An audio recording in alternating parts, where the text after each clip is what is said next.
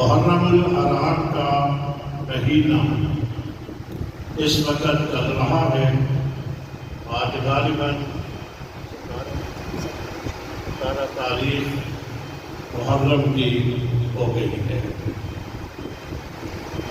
میں نے قرآن پاک کی جن آیات کی تلاوت کا سہارا لیا ان میں آغاز ہے یا ایھا الذین آمنوا، ایمان والوں کو خطاب ہے. قرآن پاک میں علماء کرام موجود ہیں، بہت ساری جگہوں کے اوپر خطاب آتے ہیں یا ایھا الناس.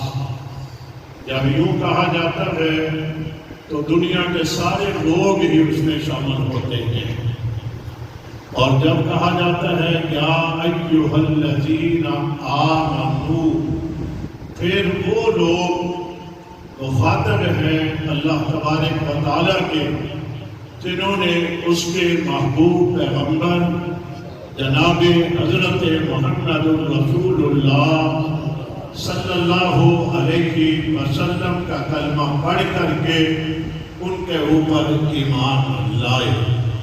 جنہوں نے نبی کی زندگی میں کلمہ پڑھ کر کے ایمان لائے انہیں کہا جاتا ہے حضرات صحابہ کرام رضوان اللہ تعالی علیہم اجمعین، اور ان کے بعد تابعین تبع تابعین ائمہ مجتہدین بزرگان دین چلتے چلتے بات آگے ہمارے تک. ہم اللہ تعالیٰ کا شکریہ ادا کرتے ہیں ہم نے نبی کا کلمہ پڑھا ہے، اس لیے یہ خطاب جو اللہ تعالیٰ کا ہے اس میں مخاطب میں بھی ہوں اور آپ بھی ہیں. آپ بڑے خوش قسمت ہیں جہاں ایمان والوں کو خطاب ہوگا. آگے کیونکہ خاص ہو گیا، جب یہاں یا ایھا الناس ابھی میں نے بولا وہ خطاب ہوگا تو خطاب عام ہوگا. جب عام ہوگا تو سارے ہی اس میں شامل ہوں گے، اور جب خطاب خاص ہوگا تو سب کو خطاب نہیں ہوگا، مخصوص کو ہوگا.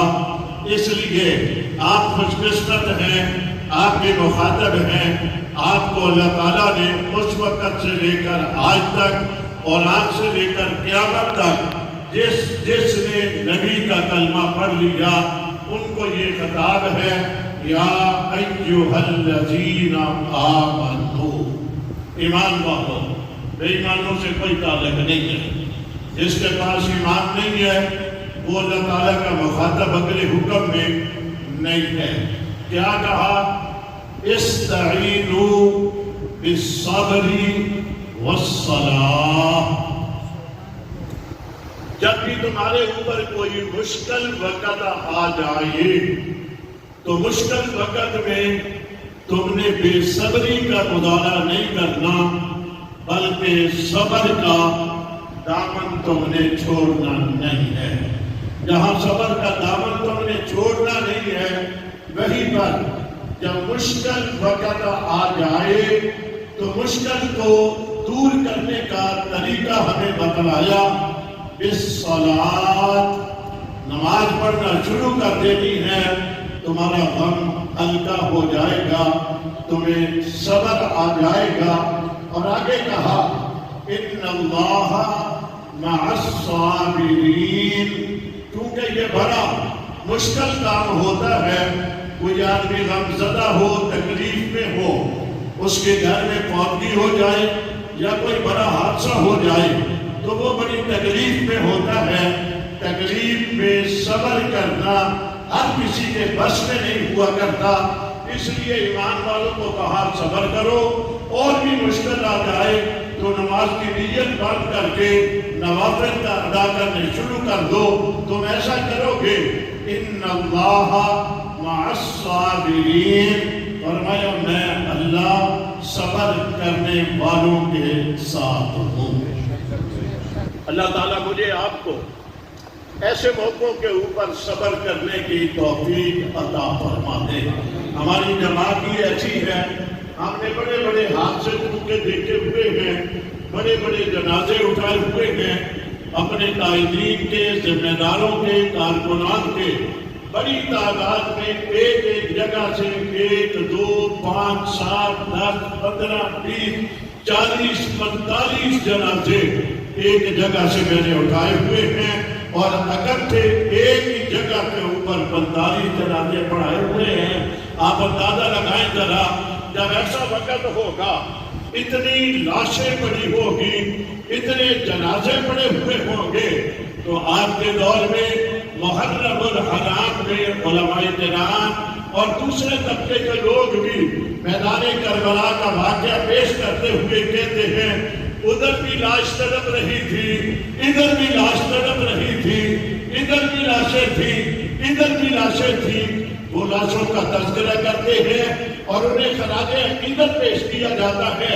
ہم صرف زبان سے خراج عقیدت پیش نہیں کرتے، ہم نے 40 جنازے اٹھا کر کے اپنے عمل سے ثابت کیا کہ اگر انہوں نے اسلام کی سربلندی کے لیے جام شہادت نوش کیا تھا اور پیچھے والوں نے ان شہادتوں کے اوپر صبر کا دامن نہیں چھوڑا تھا، تو ہم نے بھی بڑے بڑے دکھ، تکلیفیں، پریشانیاں، مشقتیں اٹھا کر کے الحمدللہ ہم نے کبھی بے صبری کا مظاہرہ نہیں کیا، اس لیے کہ خطاب ہے ایمان والوں کو۔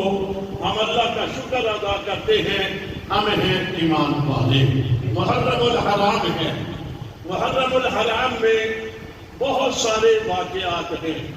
میں واقعات کی طرف جاؤں گا، تقریباً یقیناً وقت تنگ ہو جائے گا، میں کوئی بات بھی شاید پوری نہیں کر سکوں گا۔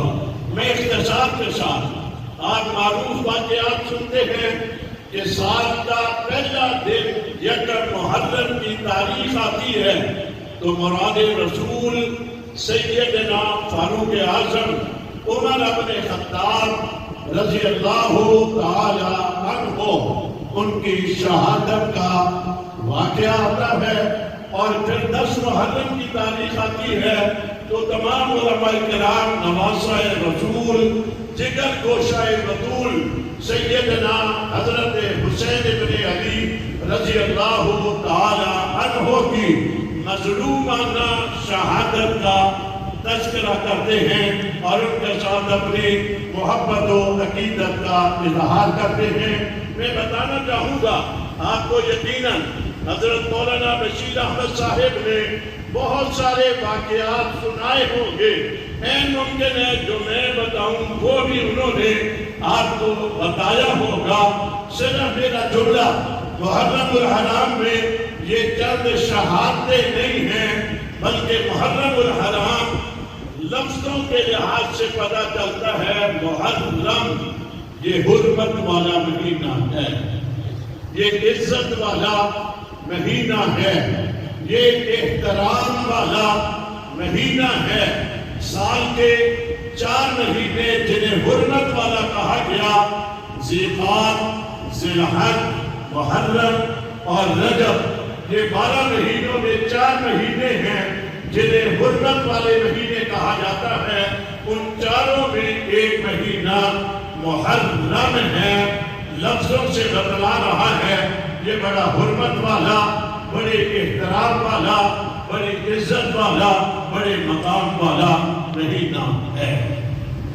یہ وہ ماہ مبارکہ ہے جس ماہ مبارکہ میں پروردگار عالم نے جب دنیا کو بنانے کا فیصلہ کیا تھا، یہ دنیا جس میں میں اور آپ آج جہاں موجود ہیں، اس دنیا کو ہزاروں سال پہلے جب بنانے کا پروردگار عالم نے فیصلہ کیا تھا تو پروردگار عالم نے دنیا کو بنانے کا فیصلہ کیا تھا تو مہینہ محرم کا تھا۔ اس لیے محرم سے دنیا کی آغاز ہوتا ہے، اسلامی سال کا آغاز بھی محرم سے ہوتا ہے، اور دنیا کو بنانے کا آغاز بھی محرم سے ہوتا ہے، اور دنیا کو بنا کر کے جب جناب آدم علی نبینا علیہ الصلاۃ والتسلیم جب ان کا خمیر تیار کیا گیا، پھر جناب آدم و حوا علی صاحب الصلاۃ والتسلیم انہیں پیدا کیا گیا تھا۔ جناب آدم و حوا کی پیدائش ہوئی تھی، مہینہ محرم الحرام کا تھا۔ جناب آدم علیہ السلام کے سر پہ تاج نبوت اور تاج خلافت رکھا گیا تھا۔ جب تاج خلافت جناب آدم کے سر پہ سجایا گیا تھا، اس وقت بھی مہینہ محرم الحرام کا تھا، اور جب تاج خلافت رکھ دیا، رکھنے کے بعد پھر ملائکہ سے کہا گیا تھا یہ میرا خلیفہ ہے، اس خلیفے کو تم سجدہ کرو۔ جب پروردگار عالم نے کہا تھا، تمام ملائکہ کو کہا اسجدوا لآدم، آدم کو سجدہ کرو، تو تمام فرشتوں نے، تمام ملائکہ نے جب آدم کو سجدہ کیا تھا، وہ مہینہ بھی محرم کا تھا۔ فرشتوں نے سجدہ کیا، تب بھی محرم کا مہینہ تھا، الا ابلیس، قرآن پاک نے کہا ایک ابلیس تھا، شیطان تھا، جس نے سجدہ کرنے سے انکار کیا تھا، اس نے انکار کیا تھا، تب بھی مہینہ محرم کا تھا۔ میں جملہ یہاں ہلکا سا کہہ دینا چاہوں گا، اسی آیت کو اور عنوان کو سامنے رکھتے ہوئے پروردگار عالم نے جناب آدم علیہ السلام کے سر پہ نبوت اور خلافت کا تاج رکھ کر کے انہیں آگے کر کے فرشتوں سے کہا اس کو مانو، اس کو سجدہ کرو۔ ملائکہ نے مانا بھی اور مان کر کے سجدہ کیا۔ پتہ چلا ملائکہ ماننے والے تھے، شیطان انکار کرنے والا تھا۔ ملائکہ جنہوں نے سجدہ کیا، مانا، آج بھی دنیا جب ملائکہ کا نام لیتی ہے احترام کے ساتھ لیتی ہے، عزت کے ساتھ لیتی ہے، حرمت کے ساتھ ان کا نام لیا جاتا ہے، اور ابلیس کا جب نام آتا ہے تو آپ بھی اس کے اوپر لعنت بھیجتے ہیں، باقی لوگ بھی اس کے اوپر لعنت بھیجتے ہیں۔ پروردگار عالم کی بھی اس کے اوپر لعنت ہوئی، نبیوں کی بھی اس کے اوپر لعنت ہوئی، اور قیامت تک اس کے اوپر ایمان والوں کی لعنت برستی رہے گی۔ جس نے اللہ کے بنائے ہوئے خلیفے کا انکار کیا، اسے کہا گیا اخرج فإنک رجیم، اسے نکال دیا گیا۔ ایک یہ خلیفہ تھا، اور ایک خلیفہ وہ تھا جسے امام الانبیاء جناب حضرت محمد الرسول اللہ صلی اللہ علیہ وسلم نے اپنی زندگی میں اپنے مصلے کے اوپر کھڑا کیا تھا، اور کھڑا کر کے جناب ابوبکر کو مصلے پہ کھڑا کر دیا تھا۔ حضرت علی المرتضیٰ، حضرت عباس رضی اللہ تعالی عنہما، یہ دونوں گھر میں تھے، حسنین کریمین بھی گھر میں تھے۔ اللہ کے نبی نے حضرت علی اور عباس سے کہا تھا ابوبکر میرے مصلے پہ آ گیا ہے، تم نے اس کے پیچھے جا کر کے ابتدا میں نماز ادا کرنی ہوگی۔ پیغمبر کے فرمان کو سامنے رکھتے ہوئے جناب علی المرتضیٰ، جناب حضرت عباس، انہوں نے ابوبکر کی ابتدا میں نمازیں پڑھ کر کے مان کر کے دکھایا، نبی کی بات کو بھی مان لیا، صدیق اکبر کی امامت کو بھی تسلیم کر لیا۔ حضرت علی المرتضیٰ رضی اللہ تعالی عنہ سے جب صدیق اکبر کی خلافت کا اعلان ہوا تو یہ سوال ہوا تھا حضرت علی المرتضیٰ سے کہ بتلائیے آپ کا صدیق اکبر کے بارے میں کیا خیال ہے؟ تو جناب حضرت علی المرتضیٰ نے فرمایا تھا کو نبی نے ہماری نماز کا امام بنایا تھا. نماز عبادتوں میں سب سے بڑی عبادت ہے، سب سے اہمیت والی عبادت نماز ہے. نبی نے جس عبادت کا امام صدیق اکبر کو بنایا تھا اور ہم نے اس کے پیچھے نماز پڑھ کر کے اس کو اپنا امام تسلیم کر لیا تھا، جو ہمارے دینی کاموں کا امام ہوگا.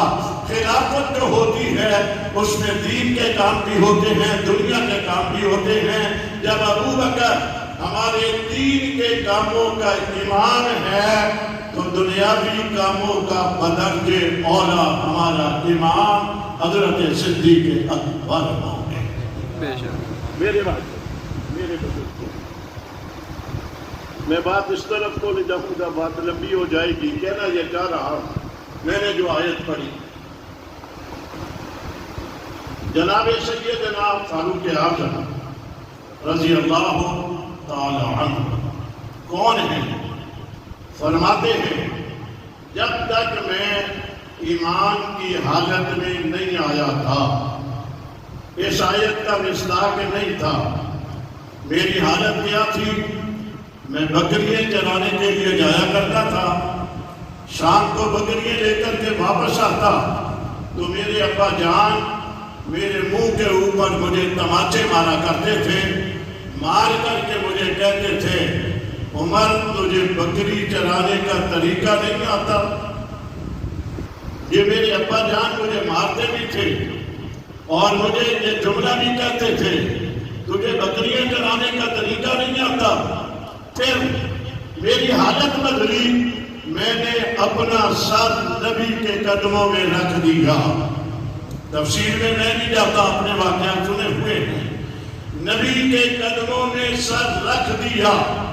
سر رکھ دینے کے بعد پھر پیغمبر نے فاروق اعظم کی تربیت کی، تزکیہ کیا. جب تزکیہ پیغمبر نے کر دیا، پھر وہی عمر جس کو بکریاں نہیں چرانی آتی تھی وہ کیا بن گیا؟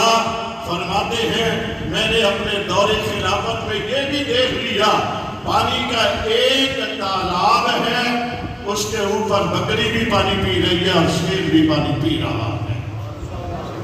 وقت یہ دیا گیا اور جب یہ کہا گیا کہ عمر یہ تیرا کمال ہے تو حضرت عمر نے بول کر کے کہا تھا یہ میرا کمال نہیں ہے، یہ نبی کی صحبت کا کمال ہے. میں اس نبی کی صحبت میں رہا، اس نے میری تربیت ایسی کر دی اور میں نے تربیت اس نبی سے لے کر کے میں نے اس کو پورا مانا.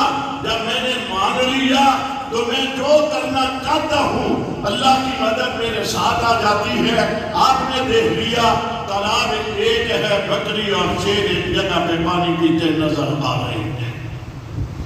انتہائی بات بولے کرام، آپ کا علاقہ زلزلے بھی آتے ہیں، یہاں پر بڑے بڑے زلزلے بھی یہاں پر آئے. اللہ تعالیٰ آنے والے وقت میں حفاظت فرمائے. مجھے کہہ دو آمین. جب کوئی اللہ کا بندہ بن جاتا ہے اور بن کر کے وہ مشکل وقت میں اللہ سے مدد مانگتا ہے، اللہ کی مدد آتی ہے یا نہیں آتی؟ بولو ذرا، آتی ہے یا نہیں آتی؟ ہمارے کہنے میں دیر ہے، اللہ کی طرف سے جواب آنے میں دیر نہیں ہوتی. یہاں تک کہ ابھی ہماری دعا پوری نہیں ہوتی، ہمارے ہاتھ اپنے چہرے پہ پھیرے نہیں جاتے، رب کے ہاتھ قبولیت ہو جاتی ہے. اس کے اوپر بہت سارے واقعات شاہد ہیں. سیدنا فاروق اعظم رضی اللہ تعالی عنہ کے دور میں ایسا ہی زلزلہ آیا. جب زلزلہ آیا تو حضرت عمر نے اپنے ہاتھ میں درہ لیا، لے کر کے اسے زمین کے اوپر مارا اور مار کر کے زمین کو خطاب کیا. میں آپ سے خطاب کر رہا ہوں، عمر نے زمین کو خطاب کیا. سبحان اللہ، سبحان اللہ. کئی لوگوں کو ہماری بات نہیں سمجھ آتی، حکومتوں کو ہماری بات نہیں سمجھ آتی، اداروں کو ہم بڑی دیر سے لگے ہوئے ہیں، انہیں ہماری بات نہیں سمجھ آتی. یارو عمر نے خطاب کیا زمین کو، حرکت کرنے والی زمین کو خطاب کر کے اسے بڑے غصے کے انداز میں مارا دھرا اور مار کر کے کہا رک جا، تجھے پتا نہیں ہے عمر تیرے اوپر عدل کرتا ہے۔ اللہ یہ جملہ کہنا آسان نہیں ہے۔ کیا عمر تیرے اوپر عدل نہیں کرتا، انصاف نہیں کرتا؟ عدالت فاروقی یہ دنیا میں معروف ہو گیا، حضرت عمر کے نام کے ساتھ عدل جو ہے یہ ان کی خصوصیت بن گئی۔ بس یہ کہہ کر کے مارا دھرا، حرکت کرنے والی زمین رک گئی، ایسی رکی کہ اس وقت سے لے کر آج کے دن تک دوبارہ وہاں زلزلہ نہیں آیا۔ ہمارے ہاں تعلیم یافتہ دور ہے، ترقی کا دور ہے، مادیات کا دور ہے۔ ہم کہتے ہیں ہم نے تعلیم حاصل کر کے بہت آگے چلے گئے، کہاں سے کہاں تک چلے گئے۔ کئی لوگ مذہبی لوگوں کی طرف کہیں گے یہ ہمیں پرانے دور کی طرف لے جانا چاہتے ہیں، یہ پتھروں کی طرف ہمیں لے جانا چاہتے ہیں، یوں کہتے ہیں ہم روشنی کی طرف جانا چاہتے ہیں، یہ ہمیں اندھیروں کی طرف لے جانا چاہتے ہیں۔ یہ غلط، کسی کو بات سمجھ آ گئی۔ ہم آپ کو کب پتھروں کی طرف لے جانا چاہتے ہیں؟ ہم تو پتھروں سے ہٹا کر کے ایک اللہ کے دروازے کے اوپر تمہیں لانا چاہتے ہیں، پتھروں سے ہٹانا چاہتے ہیں، بت پرستی سے ہٹانا چاہتے ہیں۔ بت پتھروں کے بنے ہوتے تھے، ہم بت پرستی سے ہٹا کر کے اللہ واحد کے دروازے پہ لانا چاہتے ہیں۔ ہمارے بڑے بزرگ تھے حضرت مولانا احمد علی لاہوری رحمت اللہ تعالی علیہ، بڑا خوبصورت جملہ فرمایا کرتے تھے، کہتے تھے کہ بابا سب سے رشتہ توڑ اور بابا ایک سے رشتہ جوڑ۔ جس کا رشتہ ایک سے جڑ جایا کرتا ہے وہ خطاب زمین کو بھی کرتا ہے تو زمین کو اس کی بات سمجھ آ جاتی ہے۔ ابھی یہ نوجوان آپ کے سامنے نعت پڑھ رہا تھا، صحابہ کی منقبت بیان کر رہا تھا، میں نے آپ کو دیکھا، سبحان اللہ ماشاءاللہ، سارے ہلتے ہوئے، جسم حرکت کرتے ہوئے میں نے آپ کے دیکھے، اس لیے کہ آپ کے دل میں نبی صحابہ کی محبت ہے۔ اس محبت میں آپ نے جھوم کر کے، سر ہلا کر کے دکھایا۔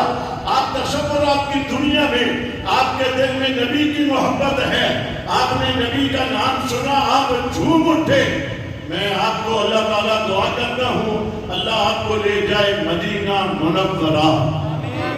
آمین۔ مدینہ منورہ میں آپ پہنچ جائیں، مسجد نبی کے باب فہد سے باہر نکلیں، سامنے روڈ کے اوپر جائیں تو بڑا پہاڑ نظر آئے گا جسے کیا کہتے ہیں؟ جبل احد پہاڑ اس کو کہتے ہیں۔ پہاڑ تو یہاں بھی ہیں، کشمیر کے پہاڑ بھی ہیں، آپ نے پہاڑ یہ بھی دیکھے ہیں، ایک وہ بھی پہاڑ ہے۔ علماء کرام بیٹھے ہیں، مولانا صدق صاحب، جلالی صاحب، ڈوڈیالوی صاحب، حاجی صاحب بھی گئے ہوں گے کئی مرتبہ، آپ میں سے کتنے ہوں گے ایمانداری سے سارے پہاڑ آپ نے دیکھے ہوں گے۔ اس پہاڑ کے پاس جا کر کے کھڑے ہو جاؤ، وہ پہاڑ بھی یوں لگتا ہے جیسے کوئی ہمارا رشتہ دار ہوتا ہے، ہم اپنے دوستوں سے، عزیزوں سے محبت کرتے ہیں۔ اس پہاڑ کی خوبصورتی، اس کی چمک، اس کے اندر روحانیت، نورانیت، اسے دیکھ کر کے محبت پیدا ہو جاتی ہے۔ اور یہ کیوں پیدا ہوتی ہے؟ یہ وہ پہاڑ ہے جس کو کھڑے ہو کر کے اللہ کے نبی نے فرمایا تھا یہ میرے ساتھ محبت کرتا ہے، میں اس کے ساتھ محبت کرتا ہوں۔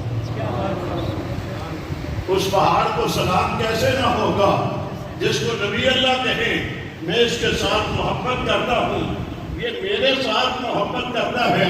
میں پھر جملہ یوں کہتا ہوں، نبی جس پہاڑ کے ساتھ محبت کرتا ہے، نبی کا ماننے والا اس پہاڑ سے محبت کرتا ہے یا نہیں کرتا؟ اس کو دیکھنے کے لیے جاتے ہیں، کئی لوگ وہاں سے کینکریاں اٹھا کر کے لاتے ہیں، کہ یہ کیوں لے کر کے جا رہے ہو؟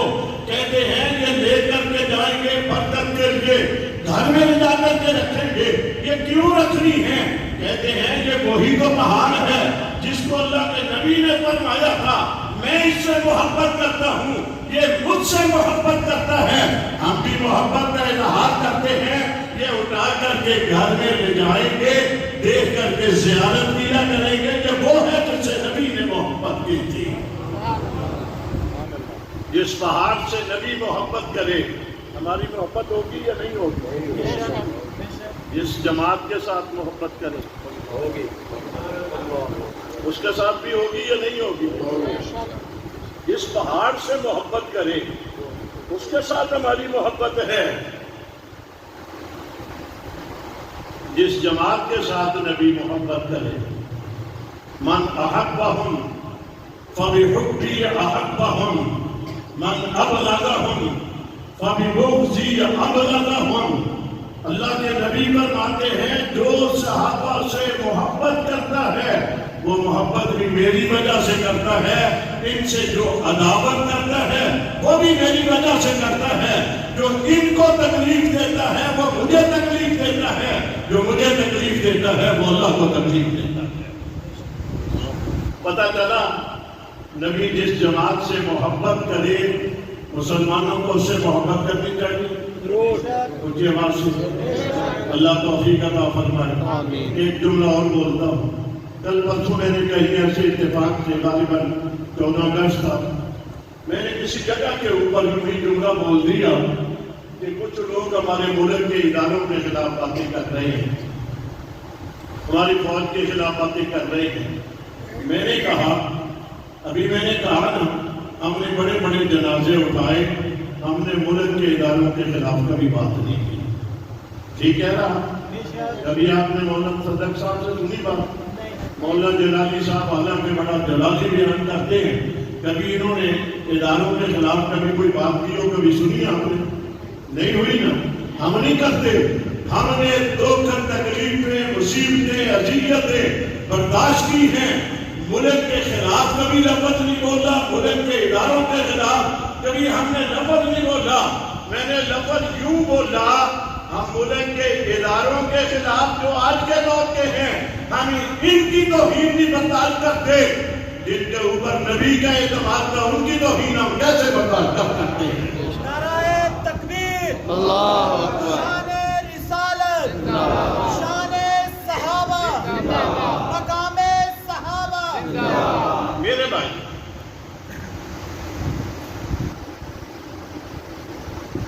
بس میں فضائل کی طرف چلا رہا تو پھر یہ بات لمبی ہو جائے گی۔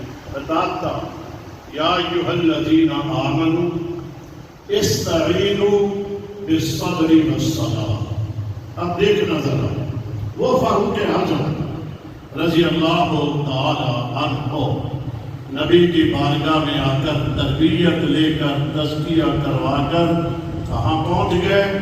کبھی بکریاں نہیں چرانی آتی تھی، اب نبی کی مجلس میں بیٹھ کر یہ بولتے تھے، رب عمر کی زبان سے نکلے ہوئے الفاظ کو قرآن بنا دیتا تھا۔ وہ فاروق اعظم رضی اللہ تعالی عنہ جو 22 لاکھ مربع میل پہ بلا شرکت غیر حکمرانی کرنے والا تھا، جس کی حکمرانی کے اوپر آج بھی کوئی بات نہیں کر سکتا، دشمن بھی کوئی بات نہیں کر سکتا۔ دنیا کے بیشتر ممالک میں آج بھی جو قانون بنائے ہوئے ہیں وہ سیدنا فاروق اعظم رضی اللہ تعالی عنہ کے دور سے بنائے ہوئے وہ قوانین ہیں، اور بڑا معروف لفظ ہے عمر لا کے نام سے دنیا میں یہ معروف ہے۔ عمر نے جو قانون بنایا تھا آج دنیا میں بہت سارے ملکوں میں وہ موجود ہے۔ وہ فاروق اعظم رضی اللہ تعالی عنہ جس کو اللہ تعالیٰ عزت دیتے ہیں اس کے دشمن بھی بڑے ہوتے ہیں، ہمیشہ کی یہ بات ہے، دوست بھی ہوتے ہیں دشمن بھی ہوتے ہیں۔ بڑا مقام مل گیا، کہنے والوں نے یوں کہہ دیا کہ اگر عمر کو 10 سال اور مل جاتی زندگی، دنیا سے کفر کا نام و نشان مٹ جاتا۔ یہ کہا ہے، یہ انہوں نے ہی کہا ہے، اگر 10 سال اور مل جاتے دنیا سے کفر کا نام و نشان مٹ جاتا۔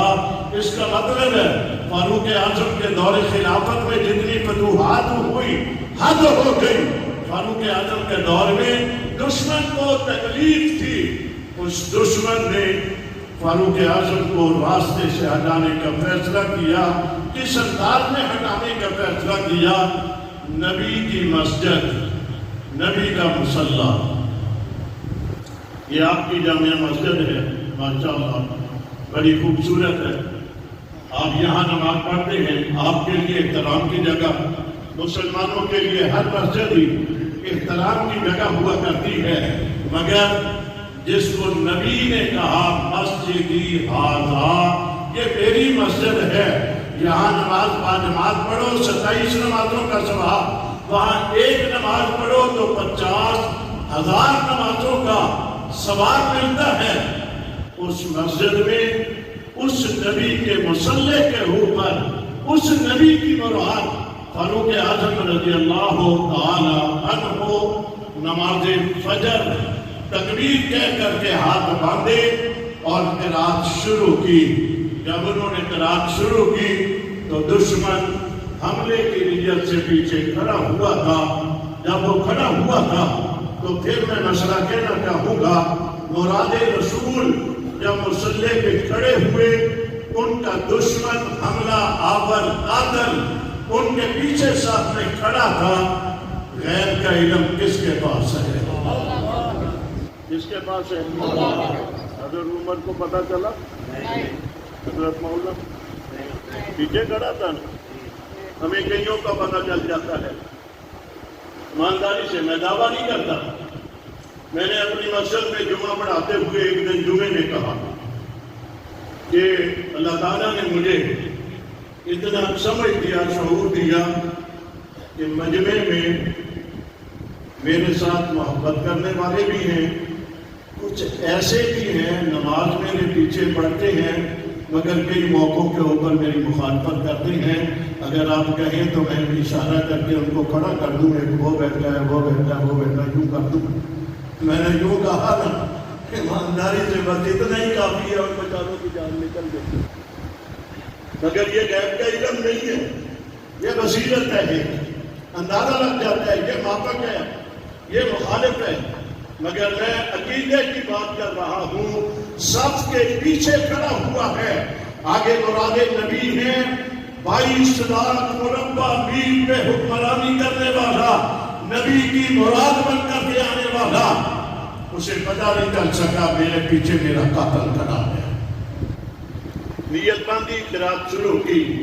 اس ظالم بدبخت نے نہ نبی کی مسجد کا حیا کیا، نہ نبی کے مصلی کا حیا کیا، نہ نبی کی مراد کا حیا کیا.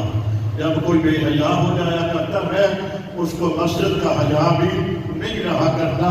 یہاں واقعات کبھی ہوا کرتے تھے، اللہ تعالیٰ محفوظ رکھے ہمارے ملک کو اسی انداز میں سارے محفوظ رہے. کبھی مسجدوں میں بموں کے دھماکے ہوا کرتے تھے تو لوگ بول کر کے کہتے تھے کہ مسجد میں بم پھینکنے والا مسلمان نہیں ہو سکتا، مسلمان مسجد میں بم پھینک ہی نہیں سکتا. یہ کہنا کہ وہ مسلمان نہیں ہو سکتا، مسلمان یہ کام کر ہی نہیں سکتا. آپ دیکھیں یہ تو آپ کی مسجدیں ہیں جن کو ان مسجدوں کا حیا نہیں ہے، آپ اس کو کہتے ہیں کہ مسلمان نہیں ہو سکتا. جس نے نبی کی مسجد میں نبی کے مصلی کا حیا نہیں کیا اور نبی کی مراد کا حیا نہیں کیا، وہ مسلمان ہو سکتا ہے؟ حملہ کر دیا. اب دیکھنا حملہ ہو گیا، خون کے فوارے جاری ہو گئے. قرآن کا حکم ہے نا، یا ایھا الذین آمنوا، ایمان والو خیال کرنا، استعینوا بالصبر والصلاۃ. فاروق اعظم زخمی ہو گئے، خون کے فوارے بہ رہے ہیں. پیچھے دیکھنے والے کون تھے؟ کون تھے جو پیچھے کھڑے تھے؟ قرآن کا یہ خطاب کس کو ہے؟ یا ایھا الذین آمنوا، ایمان والوں کو خطاب ہے. خیال کرنا ذرا یارو، ہمارے ہاں عام مسجد کی نمازی پہ حملہ ہو جائے ہم نمازیں توڑ دیتے ہیں. جماعت ختم ہو جاتی ہے، اٹھاؤ اس کو، سنبھالو، لے کر کے چلو. مولانا صاحب ہو رہے ہیں، آواز دے کر کے کہتے ہیں مولانا صاحب سلام پھیرو، یہ ہمارا ساتھی شہید ہو گیا، زخمی ہو گیا، تڑپنا، یہاں یہ کہتے ہیں۔ وہاں پر 22 لاکھ مربع میل کا حکمران زخمی ہوا، اور جب زخمی ہوا تو انہوں نے صحابی رسول حضرت عبدالرحمن ابن عوف کا بازو یوں پکڑا، یوں بازو پکڑا، پکڑ کر کے انہیں کہا عبدالرحمن میری طرف نہیں دیکھنا، اس مسئلے کی طرف دیکھتے ہوئے مسئلے پہ کھڑے ہو کر کے مسلمانوں کی نماز کو پورا کروانا ہے، اور بے صبری کا مظاہرہ بھی نہیں کرنا۔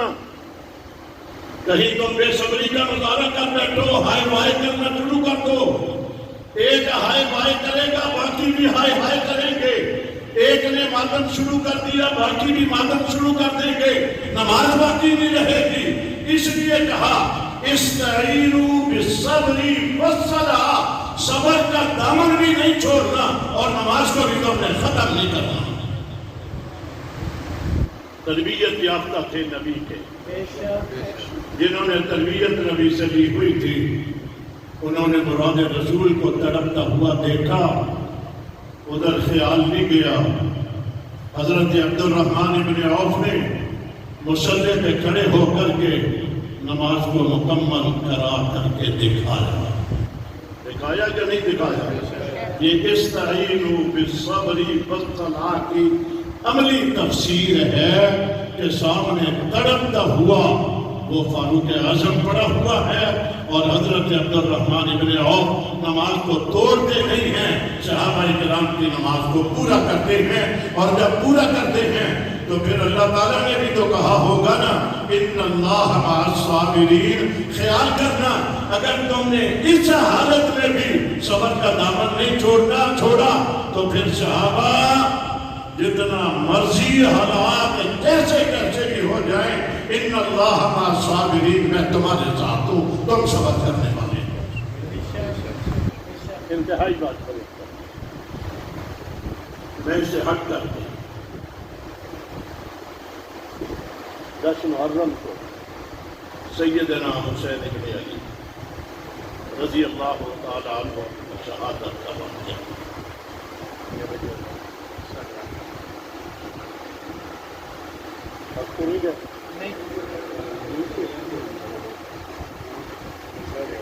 بس 2-4 منٹ اور وہ تذکرہ بھی ہو جائے نا۔ کئی کہتے ہیں یکم محرم والے کا یہ تذکرہ کرتے ہیں، 10 محرم والے کا کرتے نہیں ہیں۔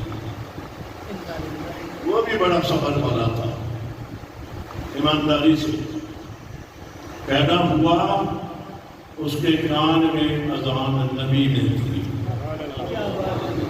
سبحان اللہ، ایک اذان نبی یہاں مسجد میں ہوگی، جامع مسجد میں ایک اذان نبی نے نبوت والی زبان سے حسین کے کانوں میں دی، اور اذان کے بعد کیا ہوتا ہے؟ جماعت ہوتی ہے نا، اذان کے بعد جماعت ہوتی ہے نا۔ تو حسین ابن علی نے رضی اللہ تعالیٰ عنہ کہہ دیا ہوگا نانا جان اذان آپ نے کان میں دے دی ہے، انشاءاللہ جماعت میں کربلا میں پوری کر کے دکھاؤں گا، پوری کر کے دکھاؤں گا۔ اور یوں بھی کہا ہوگا ان ظالموں قاتلوں کو جنہوں نے فاروق اعظم پہ نماز میں حملہ کر کے فاروق اعظم کی نماز کو مکمل نہیں ہونے دیا تھا، انہیں بھی خطاب کر کے کہا ہوگا تم نے میرے چچا حضرت عمر کی نماز کی حالت میں حملہ کر کے ان کی نماز کو پورا نہیں ہونے دیا تھا، میں اپنے چچا کی اس مکمل نماز کو کربلا کے میدان میں جب تلواروں کی چھائیں میرے اوپر ہوں گی میں اس وقت نماز مکمل کر کے بتاؤں گا کہ جس دشمن نے میرے چچا عمر کی نماز کو پورا نہیں ہونے دیا تھا میں اس کا بھتیجا ہوں، میں نے کربلا کے میدان میں اس نماز کو پورا کر کے دکھا دیا تھا۔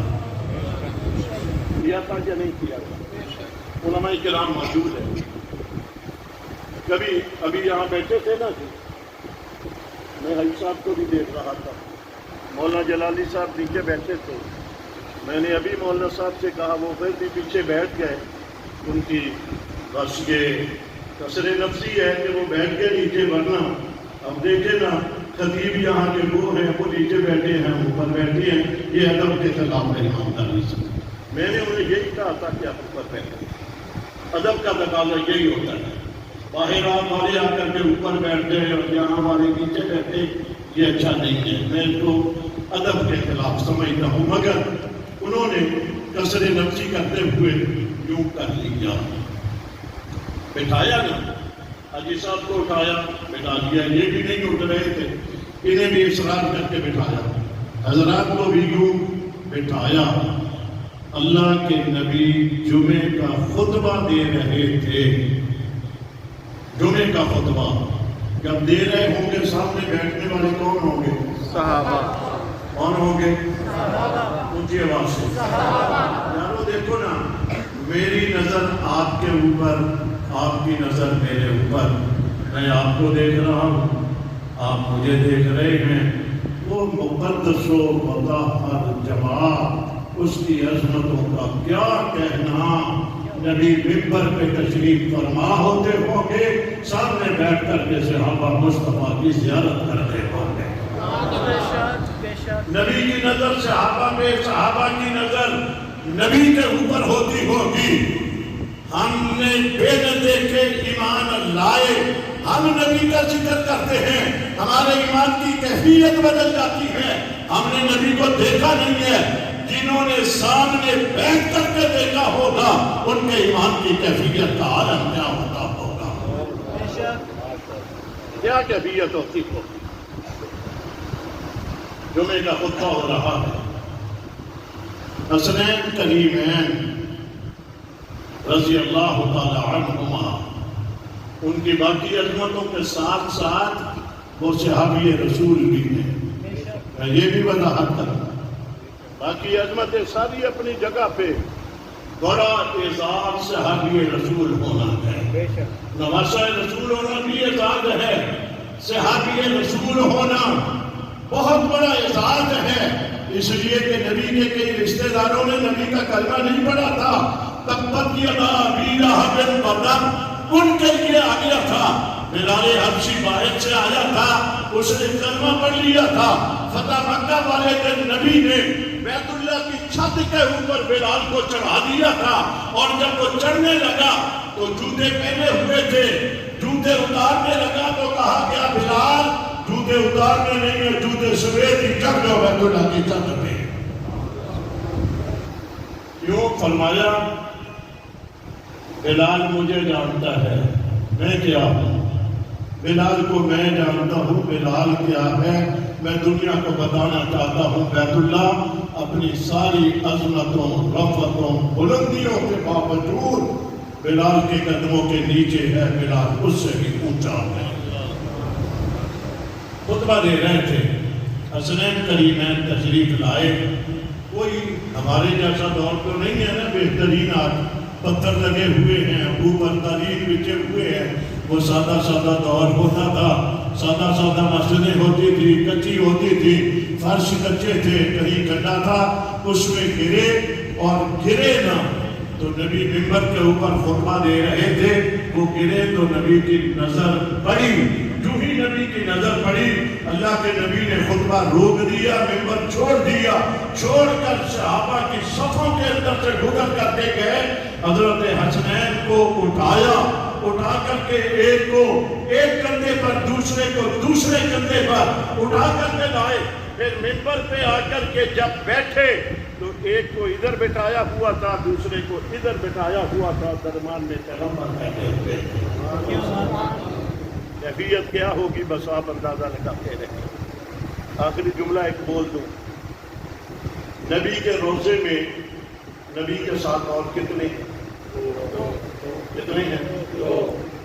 کون کون ہے؟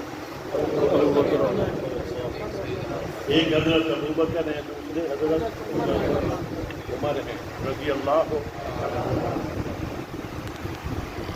نبی کے دائیں بائیں دو ہیں، ابوبکر اور عمر۔ 10 محرم کو شہید ہونے والے علی المرتضیٰ کے لخت جگر فاطمہ الزہرا کے دل کے ٹکڑے، نبی کے نواسے، جنتی نوجوانوں کے سردار حضرت حسین رضی اللہ تعالی عنہ کا جہاں مزار مبارک ہے، اس مزار مبارک میں 2 قبریں اور بھی ہیں۔ کتنی ہیں؟ نبی کے روضے میں کتنی؟ 2 نبی کے نواسے کی قبر میں کتنی؟ وہاں بھی ابو بکر و عمر ہیں، یہاں بھی ابو بکر و عمر ہیں۔ اللہ یہاں بھی ابو بکر و عمر ہیں، وہاں بھی ابو بکر و عمر ہیں۔ تفصیل کا وقت نہیں، مولانا صاحب سے پوچھ لینا، تفصیلات آپ کو بتلاتے رہیں گے۔ علی المرتضیٰ کے بیٹے کا ایک کا نام ابو بکر، ایک کا نام عمر، ایک کا نام عثمان۔ حضرت حسن کے ایک بیٹے کا نام ابو بکر، دوسرے کا نام عمر، تیسرے کا نام عثمان۔ حضرت حسین کے بیٹوں کے نام، ایک کا نام ابو بکر، ایک کا نام عمر، ایک کا نام عثمان ہے۔ یہ کہتے ہیں، مانتے نہیں ہیں۔ علی المرتضیٰ نے اپنے گھر میں، حضرت حسن نے اپنے گھر میں، حضرت حسین نے اپنے گھر میں اپنے بیٹوں کے نام رکھے، ابو بکر و عثمان۔ آپ بھی جب نام رکھتے ہیں تو مولانا صاحب سے پوچھتے ہیں، آپ کو یہ بتاتے ہیں، پھر آپ پوچھتے ہیں اس کا مطلب کیا ہے، یہ نام کس کا ہے؟ کئی مرتبہ صحابہ کرام کے نام بتائے جاتے ہیں۔ اس محبت سے آپ نام رکھا کرتے ہیں۔ یہاں نام رکھے جاتے ہیں، کوئی دشمنوں کا نام رکھتا ہے؟ آپ رکھتے ہیں؟ آپ کے گھر میں بچہ پیدا ہو، جس کے ساتھ آپ کی مخالفت ہو، آپ کو کوئی کہے، آپ اس کا نام رکھتے ہیں؟ آپ نہیں رکھتے۔ علی المرتضیٰ نے نام ایسے ہی رکھ لیا ہوگا، حضرت حسن نے ایسے ہی رکھ لیا ہوگا، حسین نے ایسے ہی رکھ لیا ہوگا۔ انہوں نے یہ نام رکھ کر کے بتلایا۔ ہماری محبت ابو بکر کے ساتھ بھی ہے، عمر کے ساتھ بھی ہے، عثمان کے ساتھ بھی ہے، اور اس ابو بکر و عمر عثمان نے علی المرتضیٰ کو اپنے دور خلافت میں اپنے ساتھ شریک کر کے بتلایا تھا۔ ہم تینوں کی محبت حضرت علی المرتضیٰ کے ساتھ ہے۔ یہ محبت کے رشتے تھے، اور میں نے بات اصل میں کہی تھی، آمنو استعینوا بالصبر والصلاۃ۔ حضرت عمر زخمی ہوئے، عبد الرحمن ابن عوف نے صبر بھی کر کے دکھایا، صحابہ نے صبر بھی کر کے دکھایا۔ نماز ہو رہی تھی، نماز کو توڑا نہیں، الصلاۃ، نماز کو مکمل کر کے بتایا۔ اس سے بڑی دلیل کیا ہو سکتی ہے؟ یا ایھا الذین آمنوا استعینوا بالصبر والصلاۃ ان اللہ مع الصابرین۔ میں نے بہت سارا آپ کا وقت لے لیا، اللہ تعالیٰ میرا اور آپ کا